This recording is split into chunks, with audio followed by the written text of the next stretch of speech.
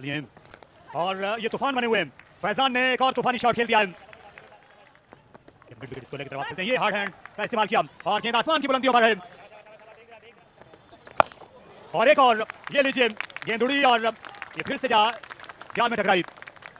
दोस्तों आप वीडियो देखें, क्या कमाल का टैलेंट है, क्या लाजवाब बल्लेबाजी का मुजाहरा कर रहा है। इस बल्लेबाज का नाम मोहम्मद फैजान है। मोहम्मद फैजान ने बहुत ही लाजवाब बल्लेबाजी की। मोहम्मद फैजान ने शानदार छक्के चौके लगाए। अगर मोहम्मद फैजान की बात करें तो उन्होंने 50 तकरीबन 17 गेंदों पर मुकम्मल की और सेंचुरी तकरीबन 37 गेंदों पर मुकम्मल की। मोहम्मद फैजान ने इस इनिंग्स में 129 रन बनाए। मोहम्मद फैजान की बात करें तो मोहम्मद फैजान ने तकरीबन इस इनिंग्स में जो कि गुज़िश्ता रात खेली गई 14 छक्के लगाए गए। इससे पहले भी मोहम्मद फैजान कई बार चारहाना बल्लेबाजी का मुजाहरा कर चुके हैं।